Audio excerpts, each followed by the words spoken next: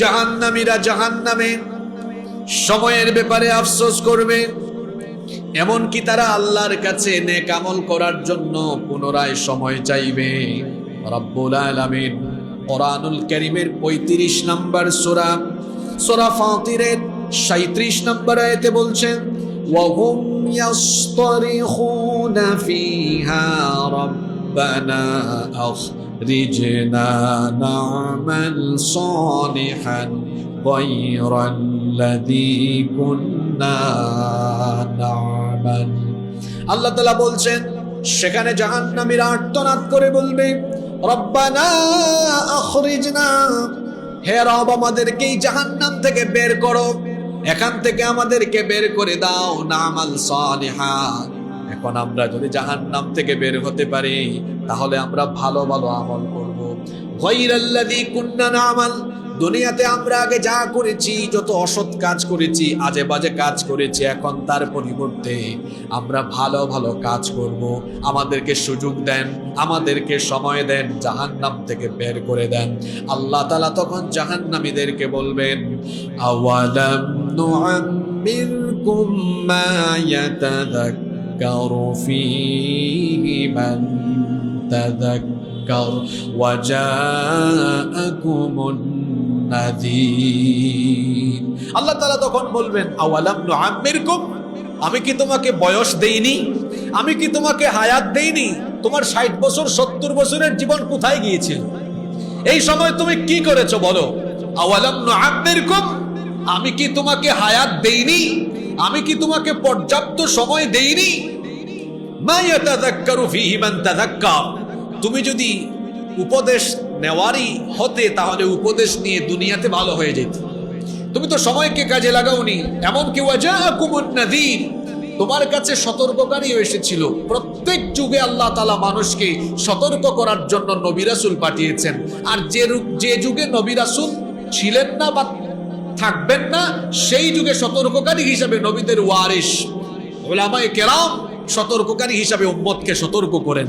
আল্লাহ তখন বলবেন, ওয়াজাআকুমুন নাযীর, তোমার কাছে তো সতর্ককারী এসেছিল, বারবার বারবার বারবার তোমাদেরকে সতর্ক করা হয়েছে, এরপরেও তুমি কেন সতর্ক হওনি?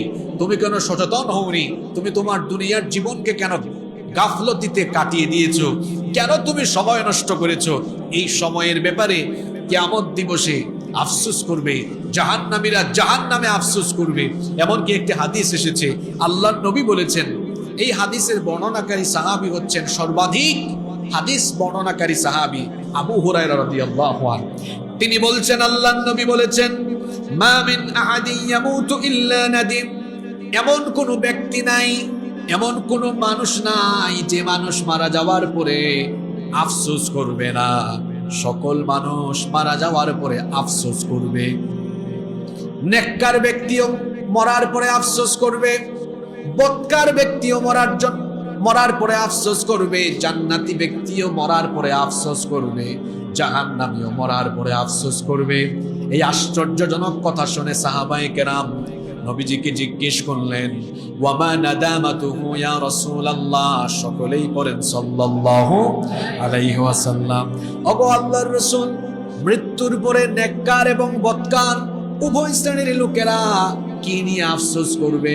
কেন তারা আফসোস করবে? আল্লাহর নবী তখন বললেন, ইনকানা মুহসিনান নাদিমা আল্লা ইয়াকুনু ইজদাদা, মুহসিন ব্যক্তি, সৎকর্মশীল ব্যক্তি, নেককার ব্যক্তি আফসোস করবে কেন সে দুনিয়াতে আরো বেশি নেক আমল করলো না। যদি আর একটু নেক আমল করত, জান্নাতে তার আরো মর্যাদা বাড়িয়ে দিতেন কে?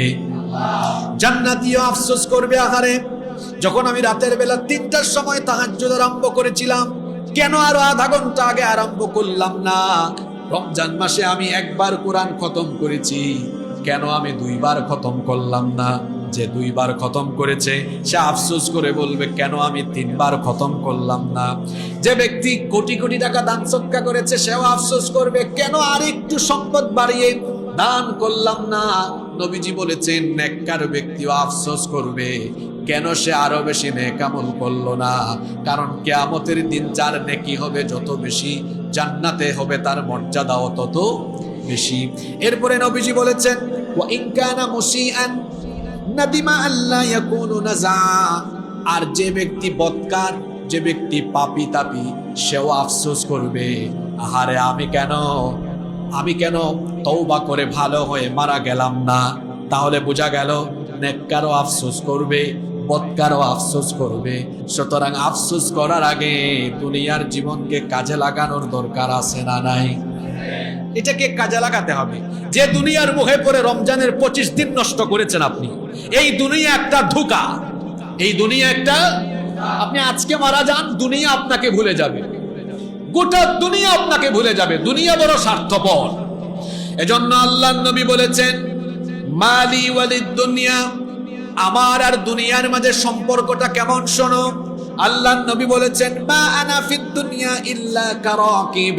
নবীজি বলেছেন, আমার আর দুনিয়ার মাঝে সম্পর্ক হলো একজন পথচারীর মতো।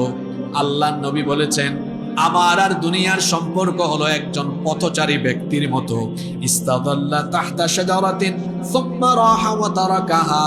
আল্লাহর নবী বলেছেন, ওই পথচারী ব্যক্তি প্রচন্ড গরমের দিনে, রৌদ্রের প্রচন্ড তাপ থাকায় একজন পথচারী ব্যক্তি গিয়ে একটা গাছের ছায়ার নিচে কিছুক্ষণ বসে আশ্রয় নিল। কিছুক্ষণ আশ্রয় নেওয়ার পরে ওই গাছের ছায়াযুক্ত জায়গা থেকে সে যেমন কিছুক্ষণ পর চলে যায়, ঠিক তেমনি আমার আর দুনিয়ার মাঝে সম্পর্ক হলো এমন, এই দুনিয়াতে আমিও এসেছি, কিছুদিন থাকবো, সবাই এরকম কিছুদিন থাকবে। কিছুদিনের জন্য এই দুনিয়াতে আপনি এসেছেন। আব্দুল্লাহ ইবনে উমর রাদিয়াল্লাহু আনহুমা তিনি বলেছেন, হাদিসটি বুখারীতে এসেছে, তিনি বলেছেন, আখাযা রাসূলুল্লাহ সাল্লাল্লাহু আলাইহি ওয়াসাল্লাম বিমানকিবি। আল্লাহর রাসূল আমার ঘাড় ধরলেন, আমার কাঁধ ধরলেন, তারপরে আমাকে বললেন, কুন ফিদ দুনিয়া কাআন্নাকা গরীবুন আও আবিরু সাবিলিন। নবীজি বললেন, শোনো, দুনিয়াতে এমন ভাবে থাকো, এমন ভাবে বসবাস করো যেন তুমি ভিনদেশী কোনো আগন্তুক বা পথিকের মতো, মুসাফিরের মতো বসবাস করো। আপনার বাসায় কোনো মেহমান আসলে সারা জীবনের জন্য আসে, না অল্প কিছু সময় বা অল্প কিছু দিনের জন্য আসে? অল্প সময় বা অল্প কিছু দিনের জন্য আসে। মেহমান যেমন মেহমান বাড়িতে অল্প সময়ের জন্য যায়, আমরাও পৃথিবীতে এসেছি খুব অল্প সময়ের জন্য। আমাদের ফ্লাইট রেডি হলে আমরাও চলে যাব। এজন্য আল্লাহর নবী বলেছেন, হে ইবনে উমর, শোনো, ইদা আমসাইতা ফালা তানতাযিরিস সাবাহ। সন্ধ্যা হয়ে গেলে, যখন সন্ধ্যায় উপনীত হও, সকালের অপেক্ষা করো না। আমাদের মধ্যে অনেকের অভ্যাস আছে, সন্ধ্যাবেলা বলে আগামীকাল সকাল থেকে এই ভালো কাজগুলা করব। নবীজি বলছেন, না, সন্ধ্যায় উপনীত হলে সকালের অপেক্ষা করো না, সন্ধ্যা থেকেই কাজ আরম্ভ করো। ওয়া ইদা আসবাহতা ফালা তানতাযিরিল মাসা। সকালে উপনীত হলে সন্ধ্যার অপেক্ষা করো না, বরং ভালো কাজগুলো আরম্ভ করে দিতে হবে। ওয়া খুয মিন সিহহাতিকা লিমারদিক। আর সুস্থতাকে অসুস্থতার পাথেয় হিসাবে গ্রহণ করো, কারণ অসুস্থ হয়ে গেলে আফসোস করবেন। এজন্য সুস্থ থাকাকালীন সময়কে কাজে লাগাতে হবে। ওয়া মিন হায়াতিকা লিমাউতিক। আর তোমার হায়াতকে, তোমার জীবনকে মৃত্যু পরবর্তী জীবনের জন্য সঠিকভাবে কাজে লাগাও। সম্মানিত মুসল্লিবৃন্দ, রমজানের হয়তো আর 4-5 দিন আমরা পাচ্ছি, শেষ সময়ে আমরা চলে এসেছি। এই সময়টুকুকে কাজে লাগানোর জন্য আমাদের সকলকে সিদ্ধান্ত গ্রহণ করতে হবে। আফসোস করে বলতে হচ্ছে, রমাদান যত বেশি শেষের দিকে আসে, আমাদের দুনিয়াবি ব্যস্ততাও তত বেশি বাড়তে থাকে। এই সময়ে এখন উচিত ছিল মসজিদে জায়গা না হয়ে মসজিদের উঠান, এমনকি রাস্তাঘাট ফিল আপ হয়ে যাবে। কিন্তু চিত্র ব্যতিক্রম, এখন দেখা যায় মার্কেট ফিল আপ হয়ে, মার্কেটের সামনে রাস্তাঘাটেও গাড়ির পার্কিং জায়গা হচ্ছে না, জ্যাম আর জ্যাম। গত রাতে দেখলাম মসজিদুল হারামের, পুরো মসজিদুল হারামের সীমানা ভর্তি হয়ে আশেপাশে কয়েক কিলোমিটার পর্যন্ত জায়গা বিস্তৃত হয়েছে। আমি গত পরশুদিন ইনসাইড দ্য হারামাইন পেজে দেখলাম যে পরশুদিন আপনার এত বেশি লোকজন হয়েছে, 2.5 মিলিয়ন মানুষজন সেদিন তাহাজ্জুদ আদায় করেছে। আল্লাহু আকবার। সেখানের চিত্র আর আমাদের চিত্র একরকম না ভিন্ন রকম? আহা, এটা তো বড় দুর্ভাগ্যের ব্যাপার। মা বোনদেরকে বলছি, এখন মহিলাদেরকে বেশি বেশি বাজারে দেখা যায়, মহিলাদেরকে রাস্তাঘাটে দেখা যায়, মহিলাদেরকে বেশি বেশি শপিং মলে দেখা যায়। দুনিয়ার সবচেয়ে নিকৃষ্ট জায়গা কোনটা? জোরে বলেন। আপনারা ঘরের মহিলাদেরকে কন্ট্রোল করে, এই মহিলারা বের হয় কেন? আপনাদের গাফলতির কারণে মহিলারা বের হয়ে যাচ্ছে। মহিলাদেরকে কন্ট্রোল করেন। এই শেষ সময়ে আমাদের মা বোনেরা বেশি বেশি যায় নামাজে থাকা দরকার, আপনাদেরকে বেশি বেশি মসজিদমুখী হওয়া দরকার। কিন্তু এই সময়ে আমরা দেখা যাচ্ছে সময়গুলোকে কাজে লাগাচ্ছি না। ওই যে কিছুক্ষণ আগে বললাম চোখের আলো আছে, আগামী রমজানের আগেই শেষ চোখের আলো হারায় ফেলতে পারেন। এখানে অনেক বাবারা, বয়স্ক বাবারা আছেন। মানুষের বয়স যখন বাড়ে নানাবিধ সমস্যা দেখা দেয়, চোখের আলো চলে যায়। অনেকে আছে মানুষ দেখে ঝাপসা ঝাপসা, লিখা পড়তে পারে না, আরো ঝাপসা লাগে। ডাক্তারও তখন বলে আপনি আর কোনোদিন লিখা পড়তে পারবেন না, চোখে বিভিন্ন সমস্যা দেখা দেয়।